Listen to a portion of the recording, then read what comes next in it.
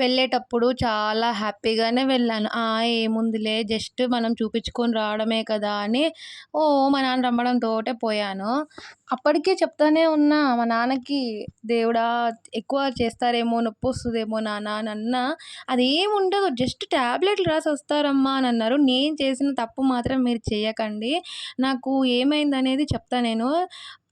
నేను మా నాన్న ఇద్దరం కలిసి పోతుంటే ఆటో వెనకాల భలే రాస్తారు. అమ్ము ఐ లవ్ యూ అంట.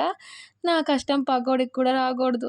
ఏమైందక్కా అంటే పళ్ళల్లో నుంచి రక్తమొస్తుంది. అదే చిగుళ్ళలో నుంచి రక్తమొస్తుంది. ఒక 2, 3 మంత్స్ నుంచి. నేను చాలా నెగ్లిజెన్సీ ఏం కాదులే పోతది, పోతదని అనుకున్నా. బట్ అది ఎక్కువయ్యి ఇంకెక్కువ పెయినొస్తుంది. ఇంకా బాగా చిగుళ్ళు గూడా సెన్సిటివ్ అయిపోయాయి.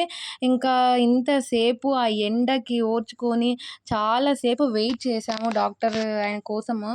చాలా సేపు వెయిట్ చేసి నేను ఇప్పుడు నెక్స్ట్ నువ్వే రా అమ్మ అని చెప్తే వెళ్ళినా. ఆయన నన్ను ఫస్ట్ ఆఫ్ ఆల్ అడగకుండానే పళ్ళు మొత్తం చూద్దామని అన్నాడు. ఆ తర్వాతకి నాకు మొదలైంది ఏమన్నా ఏడ్చినా, 2 గంటలు ఏడ్చిన. మొత్తం పళ్ళన్నీ క్లీన్ చేశారు. అదంతా ఏంటో ఇన్ఫెక్షన్ వచ్చిందంట. 2 అవర్స్ పాపం చాలా నెమ్మదిగా చేశాడాయన.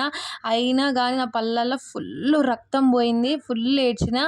టాబ్లెట్స్ ఏం రాయలేదు గానీ ఒక బ్రష్, 2 జెల్స్, మౌత్ వాషర్ రాశారు. ఒక 15 డేస్ తర్వాత మళ్ళీ రమ్మన్నారు.